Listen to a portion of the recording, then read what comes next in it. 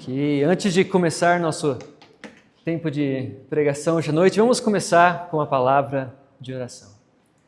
Senhor Deus, nosso Pai, nós te louvamos pelo privilégio que nós temos de estudar esse texto que o Senhor tem preparado para nós hoje à noite.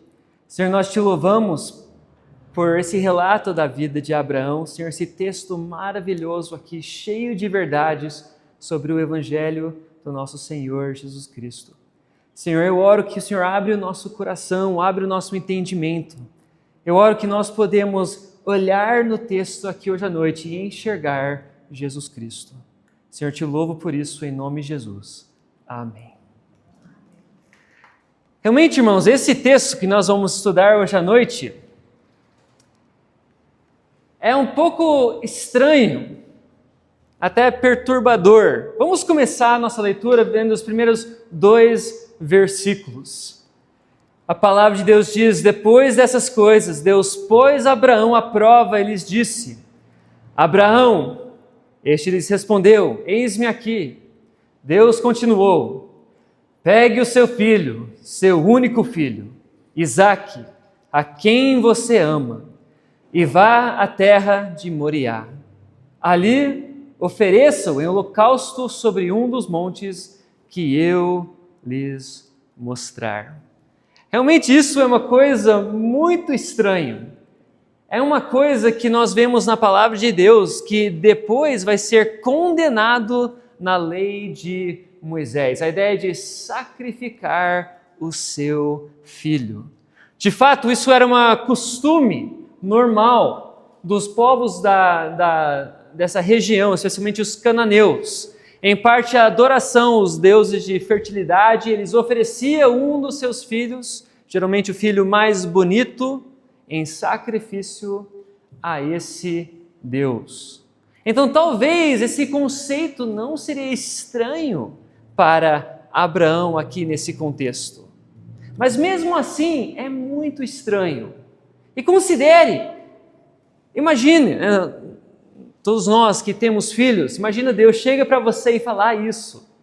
Pega seu filho, a quem você ama, aqui o texto fala várias coisas, seu filho, seu único filho, Isaque, a quem você ama, bem específico. Parece que é só uma coisa que só enforça cada vez que ele fala, quem é esse filho tanto amado por Abraão? Leva o seu filho para o monte designado e o sacrifica. Realmente isso é uma coisa muito estranha. Só para a gente lembrar, semana passada nós vimos sobre as falhas de Abraão, aqui ainda antes de Deus mudar o nome dele, Abrão, Sarai e Agar. Nós vemos a jornada de Abraão, que ele tem pontos de fé e pontos baixos. Isso não é muito verdade das nossas vidas, nossas jornadas de fé? Tem momentos que seguimos a Deus, confiamos nas promessas de Deus e outros momentos que caímos, buscamos outras coisas, outras preocupações e prioridades. Mas aqui nós vemos o trajetório do texto, a trajetória da santificação progressiva. É para cima, é para crescimento. E nós vemos isso aqui nesse texto. Mas antes que nós chegamos nessa resposta de Abraão, vamos falar um pouco sobre essa prova. Por que Deus faria um pedido assim? Por que Deus colocaria Abraão à prova? Primeiro, eu quero destacar a diferença entre uma prova e tentação. É interessante que na palavra de Deus, Deus prova os seus filhos, mas isso é distinto de uma tentação, especialmente uma tentação de Satanás. Tiago, capítulo 1, versículo 12 e 13 diz o seguinte: bem-aventurado é aquele que suporta com perseverança a provação, porque depois de ter sido aprovado, receberá a coroa da vida, a quem o Senhor prometeu aos que o amam. Ninguém, ao ser tentado, diga: sou tentado por Deus, porque Deus não pode ser tentado pelo mal e Ele mesmo não tenta ninguém. Aqui nesse texto nós vemos uma distinção bem clara entre provação e tentação. Nessa primeira parte nós vemos Deus provando por um certo motivo, até para abençoar, para ter a coroa da vida. E realmente Ele não tenta no mesmo sentido que o diabo nos tenta. Então, o que é essa diferença? O propósito de uma prova de Deus é para edificar com o alvo de abençoar. O propósito da tentação do diabo é para nos confundir com o alvo de nos destruir. O alvo, o objetivo realmente é muito diferente, é muito distinto. Deus prova os seus filhos para que ele chegue à maturidade espiritual. Satanás tenta para destruir nossa eficácia, nosso testemunho, nosso serviço para o Senhor. Então é importante saber que isso aqui não é uma tentação, é uma prova. É uma prova de Deus. E de fato essa ideia de prova é uma coisa que vai desde o começo. É uma coisa recorrente na palavra de Deus. De fato, nós enxergamos a primeira prova logo no jardim do Éden. Em Gênesis capítulo 2, encontramos Deus colocando Adão no jardim do Éden. E no meio do jardim tem duas árvores. A árvore da vida e a árvore do conhecimento do bem e do mal.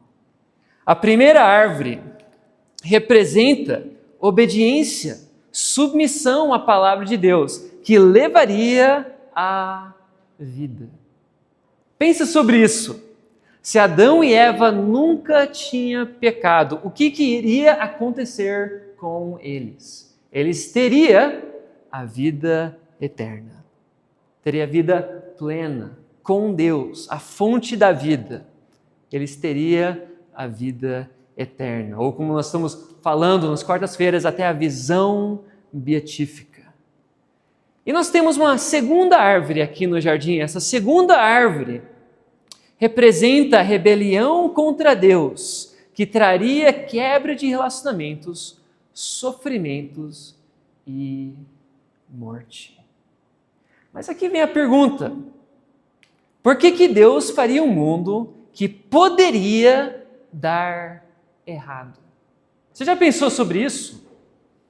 Por que Deus não fez um mundo que nunca poderia ser amaldiçoado, nunca poderia cair em pecado? Não seria um mundo melhor, superior ao nosso? É interessante a gente considerar isso. Porque quem colocou essas árvores no meio do jardim? Foi Deus. Realmente, é interessante a gente considerar isso. Por que Deus deu para o ser humano esse poder de escolha que nós enxergamos através de provas?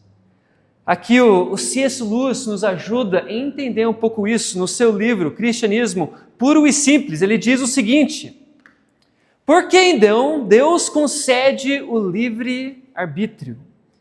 Porque o livre-arbítrio, embora possibilita o mal, também é a única coisa que torna possível todo amor, toda bondade ou toda alegria. O mundo de autômatos, de criaturas que trabalhassem feito máquinas, dificilmente valeria a pena ser criado. É claro que Deus sabia o que iria acontecer se a liberdade fosse usada de forma errada. Aparentemente, ele achou que valeria a pena. Olha só. Considere isso. O fato que Deus dá esse poder de escolha para suas criaturas faz que eles podem realmente escolher Deus. Pode buscar Deus, pode amar Deus com o coração. Talvez, só vou tirar uma objeção aqui, talvez fale assim: mas pastor, eu sou calvinista, né? Eu não creio no livre-arbítrio. Lembra, nós estamos falando aqui de Adão e Eva no jardim do Éden, e até Calvino afirmava que Adão e Eva tinham esse livre-arbítrio. No Institutos, o João Calvino diz o seguinte: nessa integridade, o homem, por livre-arbítrio, tinha o poder, se assim o desejasse, de alcançar a vida eterna. Portanto, Adão poderia ter permanecido de pé se quisesse, visto que caiu unicamente por sua própria vontade. Então, o que nós estamos falando aqui hoje à noite realmente não é uma coisa controversa. Deus criou seres com o poder de escolha. Por que que Deus faria uma coisa dessa? Eu lembro quando eu e a Lara, a gente estava esperando a Helena chegar, né? A Lara estava grávida da Helena.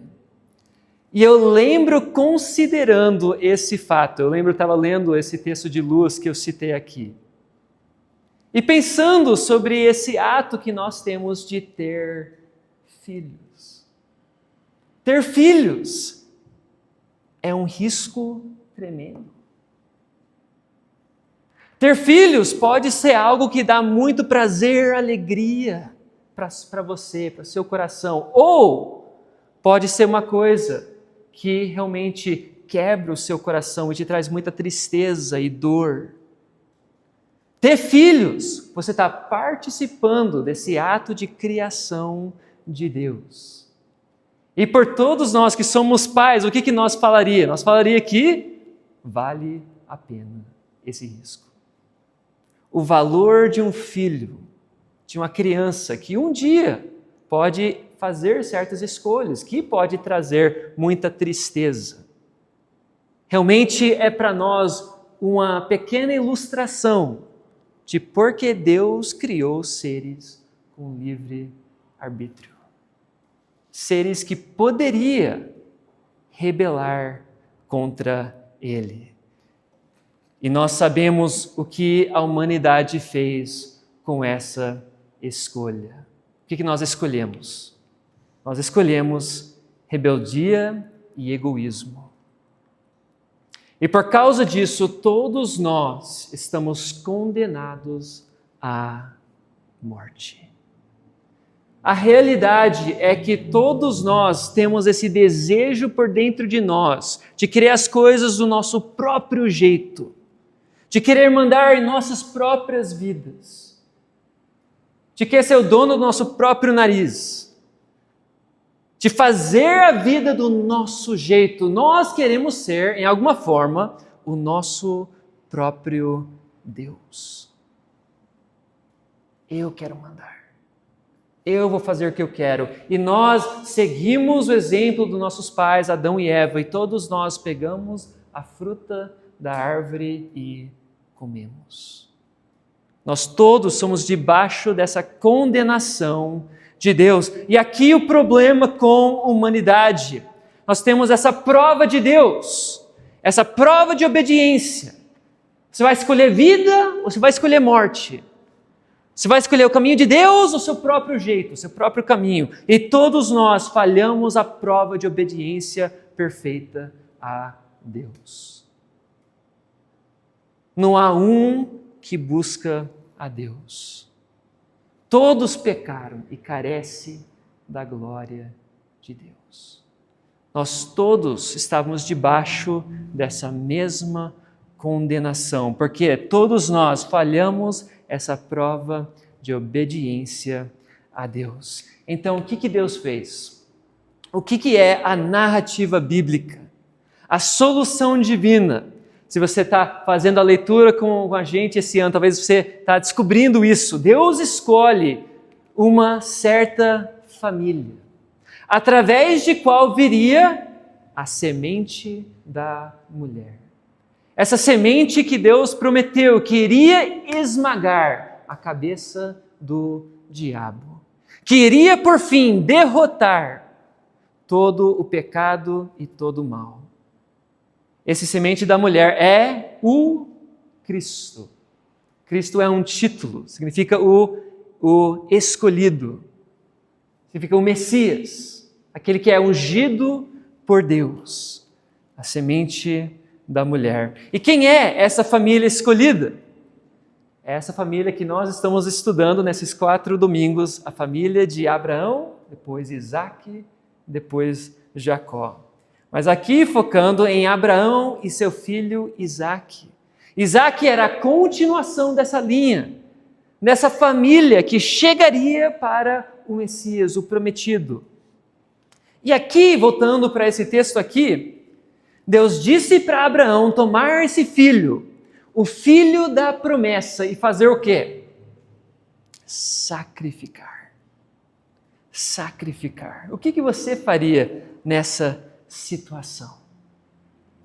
Realmente, nós vamos ver a resposta de Abraão aqui, mas nesse texto, nós enxergamos através de sombras e figuras a solução divina para essa falha da humanidade. Aqui nesse texto, nós vamos enxergar o Evangelho de Cristo.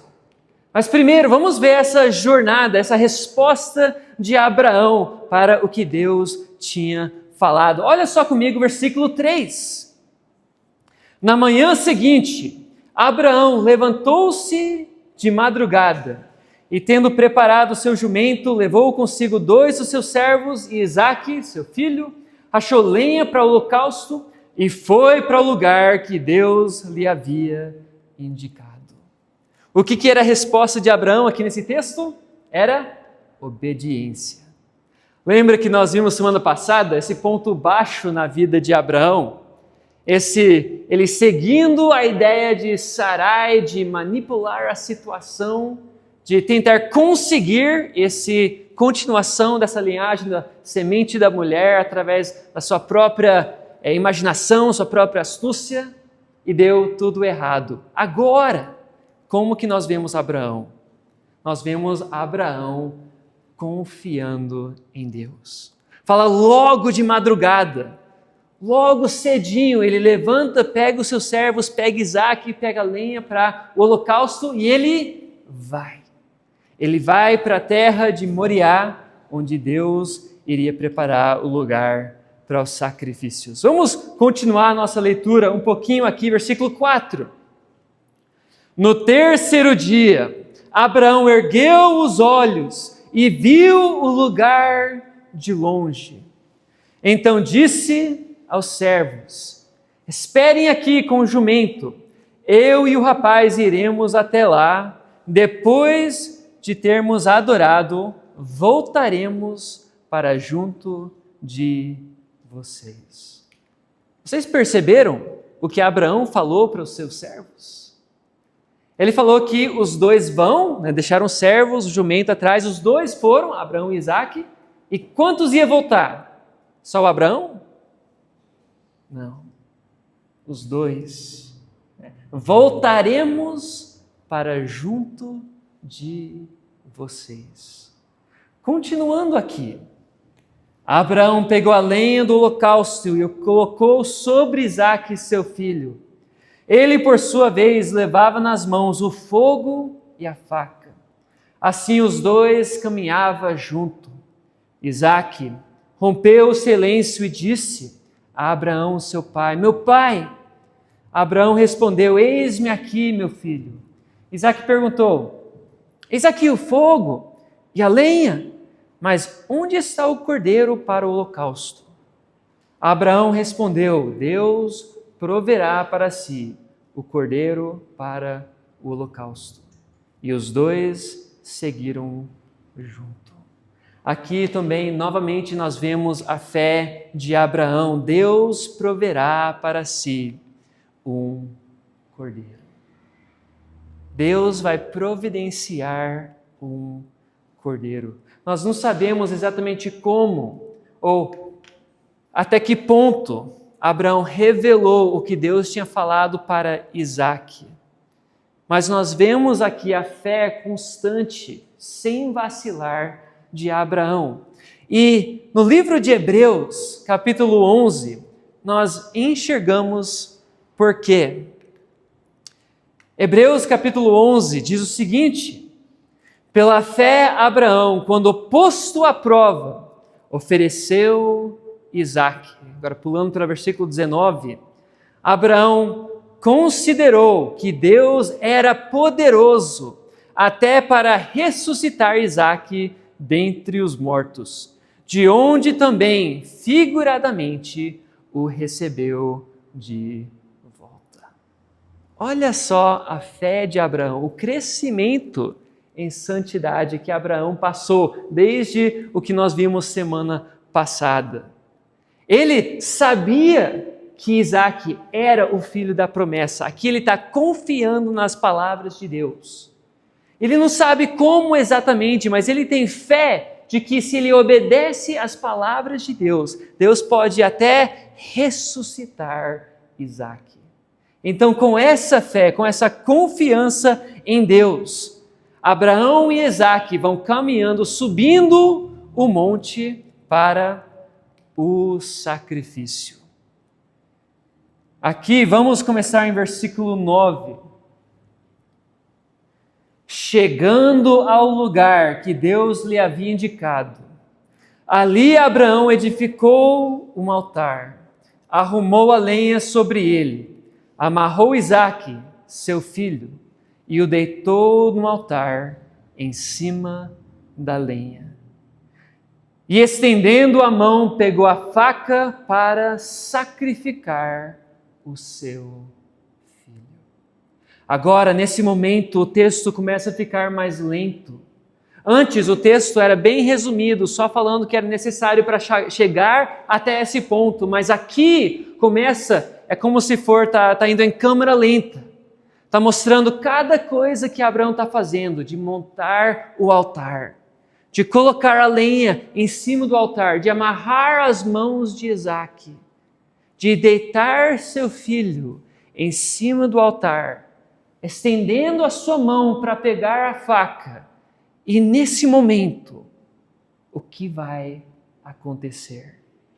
Versículo 11. Mas do céu o anjo do Senhor chamou: Abraão, Abraão! Ele respondeu: eis-me aqui. Então ele disse: não estenda a mão sobre o menino. Olha só, no momento de tensão, né? Imagina, nós conhecemos essa história, não é? Nós sabemos que vai acontecer, né? Para algum de vocês que está nervoso, Isaque não vai morrer, tá bom? Vai dar tudo certo. Mas nesse momento de tensão, esse momento de tensão máxima aqui, quem aparece no meio da história? O anjo do Senhor. Vocês lembram semana passada que nós falamos sobre o anjo do Senhor? Quem que é esse anjo do Senhor? Alguém distinto de Yahvé, de Deus, mas ao mesmo tempo identificado com Deus. Aqui nós vemos uma manifestação de Cristo pré-encarnado. Antes da encarnação, Jesus Cristo aparece no meio dessa história. Aqui vamos continuar e ver o que ele vai falar. E olha só como ele fala, como ele é Deus. Versículo 12. Então lhe disse: não estenda a mão sobre o menino e não faça nada a ele, pois agora sei que você teme a Deus, porque não me negou o seu filho, o seu único filho. Você viu o que ele falou? Você não me negou. Quem que está falando aqui? Aqui é Deus. Aqui é Deus. A segunda pessoa da Trindade, Deus, o Filho.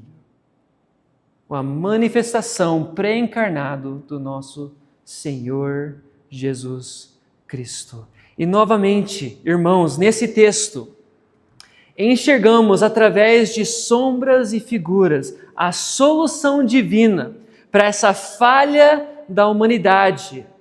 Nós enxergamos aqui o Evangelho. Agora eu quero que nós voltamos e vemos alguns detalhes aqui que eu acho que os irmãos vão achar muito interessante.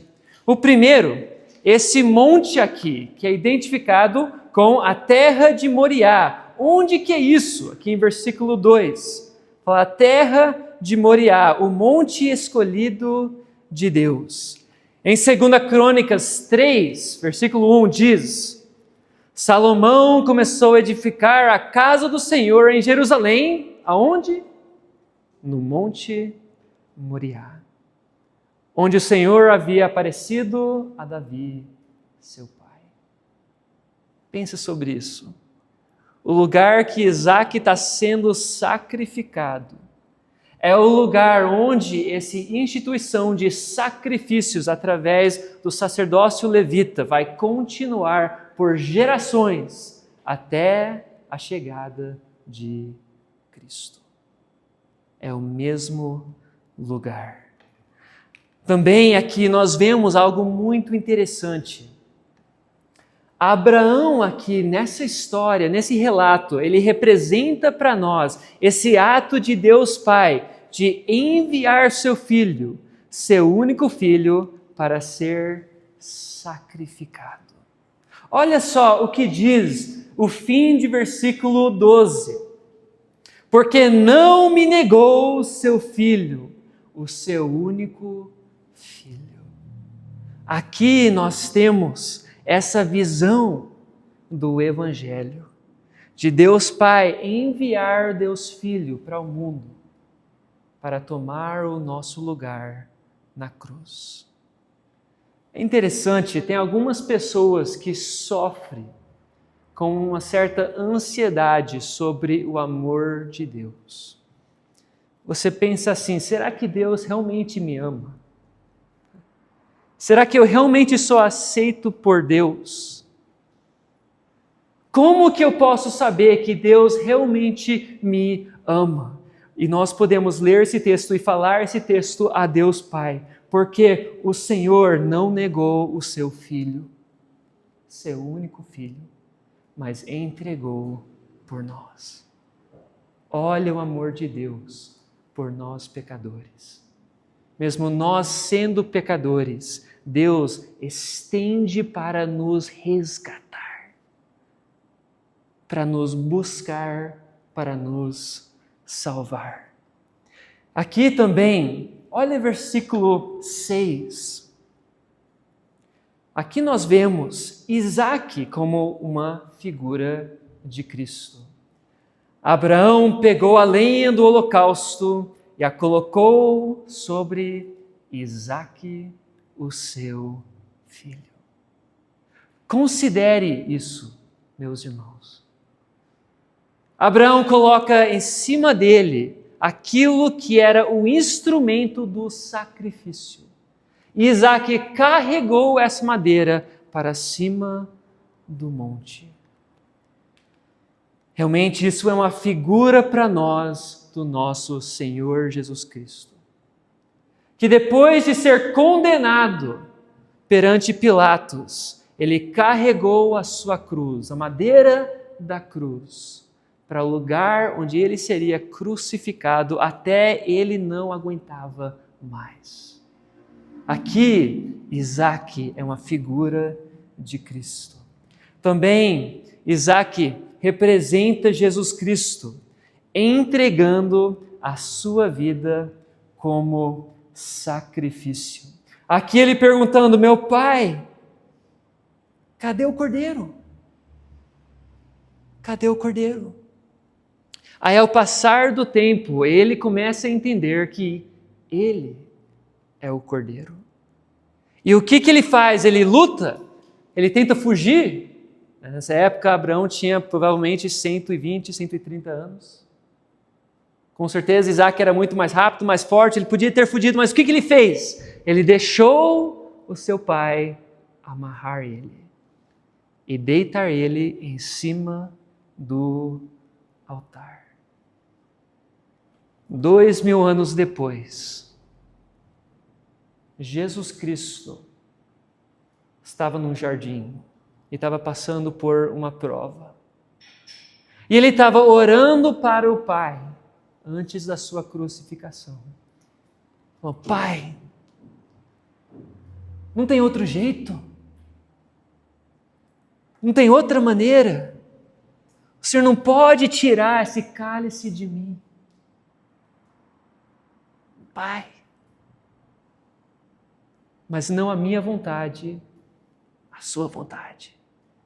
E Cristo se entrega como o Cordeiro sacrificial por nós. Aqui também nós vemos uma coisa maravilhosa, que esse texto não termina aqui. Versículo 13. Abraão ergueu os olhos e viu através de si um cordeiro, preso pelos chifres entre os arbustos. Abraão pegou o carneiro e ofereceu em holocausto em lugar de seu filho. E Abraão deu àquele lugar o nome: O Senhor proverá. Daí dizer-se até o dia de hoje: no monte do Senhor se proverá. Aqui nós vemos Abraão oferecendo um carneiro. Naquele momento o texto diz que Abraão ergueu os olhos, olhou atrás de seu filho, e o que estava lá? Estava um substituto. Estava um carneiro que ia tomar o lugar de seu filho. Abraão oferece o carneiro em holocausto em lugar do seu filho. Isso também para nós é uma figura. É uma figura do nosso Senhor Jesus Cristo. E aqui nesse ato de substituição, nós vemos uma verdade muito importante na palavra de Deus. Uma coisa chamada expiação substitutiva. Um sacrifício perfeito que toma o lugar do pecador. Na época de sacrifícios dos levitas, dos sacerdotes dos levitas, as pessoas, o povo de Israel, levava os seus sacrifícios para o tabernáculo ou para o templo, e antes de sacrificar os animais, eles colocavam as mãos sobre o animal e confessavam os seus pecados. E era como se os pecados da pessoa passava para o animal e o animal era sacrificado. Isso é uma imagem para nós do que Cristo fez por nós. Cristo toma o nosso lugar. Cristo viveu a vida que nós deveríamos viver, ou seja, ele passa a prova de obediência. Ele vence a tentação contra o diabo no deserto. Ele vence a prova no jardim antes da sua crucificação e ele se submete para ir para ser sacrificado. A única pessoa que não merecia ser morto vai e morre a morte que nós merecíamos. Ele toma o nosso lugar. E assim como diz, o Senhor proverá, versículo 14. Assim Deus providenciou o substituto. Por causa de sua graça, Deus providencia um substituto que passou a prova de obediência e morreu em nosso lugar. É isso que esse texto nos mostra. É isso o Evangelho do nosso Senhor Jesus Cristo. 2 Coríntios 5, 21, a palavra de Deus diz: aquele que não conheceu o pecado, Deus o fez pecado por nós, para que nele fôssemos feitos a justiça de Deus. Meus irmãos, é isso que nós recebemos quando Cristo morreu na cruz em nosso lugar. Talvez você está aqui e você não conhece esse perdão de Deus. Você nunca aceitou esse dom gratuito, essa substituição que Cristo oferece por você. Meu amigo, olha para essa salvação maravilhosa que Deus te dá, que Deus providenciou para você. Mesmo você sendo pecador, Cristo morreu por você. Talvez você está pensando, como que eu posso aceitar esse sacrifício de Cristo? Primeiro, você precisa reconhecer que você é um pecador. Você precisa arrepender. Se você acha que você é uma pessoa boa, que Deus vai olhar para você e dizer, você é bonzinho, você pode entrar no céu. Então essa mensagem aqui não é para você. Não vai te ajudar em nada. Mas se você reconhece que você pecou contra um Deus santo, um Deus justo, e Deus, em vez de punir você, Deus puniu o seu filho, seu único filho, a quem Ele ama, em seu lugar. Quando você entende isso, o Evangelho vai se tornar maravilhoso por você. E você precisa arrepender dos seus pecados e confiar em Cristo pela fé. Atos 16:31 diz: creia no Senhor Jesus e você será salvo. Crente, como que nós devemos viver por causa dessa realidade? O que deve ser nossa experiência no dia a dia por causa que nós recebemos os benefícios desse substituição, esse sacrifício substitutivo? 2 Coríntios 5,15 diz o seguinte: e Ele morreu para todos, para que os que vivem não vivem mais para si mesmos, mas para aquele que por eles morreu e ressuscitou. Meus irmãos, como que nós podemos fazer qualquer outra coisa a não ser viver uma vida agradecida? Uma vida de felicidade, uma vida de satisfação, sabendo que nossos pecados são perdoados e nós somos aceitos perante um Deus justo como filhos. Olha que maravilha! Certas coisas devem marcar a nossa experiência. A primeira é gratidão. Nós devemos viver em gratidão.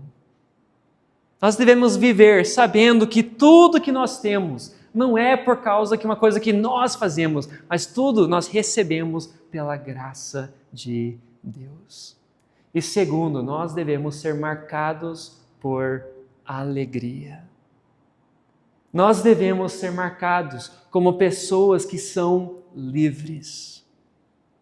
Muitas vezes, no dia a dia, nós até esquecemos dessas realidades maiores e nós focamos nas coisas pequenas dessa vida. Nós ficamos presos no aqui, no agora e nós esquecemos quem nós somos. Nós somos pessoas perdoadas pelo sangue de Cristo, aceito como filhos. A nossa vida deve ser marcada por alegria. Vamos considerar essas coisas hoje à noite. Vamos abaixar nossas cabeças, fechar os nossos olhos.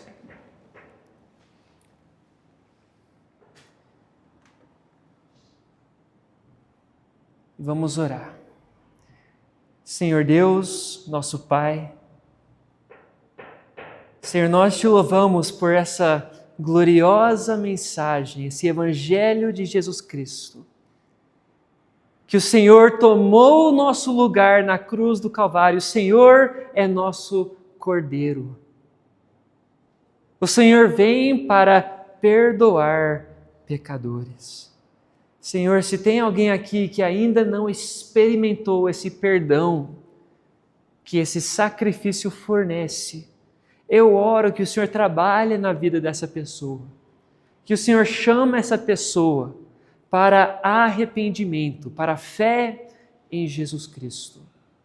Senhor, para nós que somos crentes, eu oro que nós podemos viver à luz dessa verdade gloriosa, que nós somos salvos, que Cristo passou a prova em nosso lugar e Ele morreu a morte que nós merecíamos.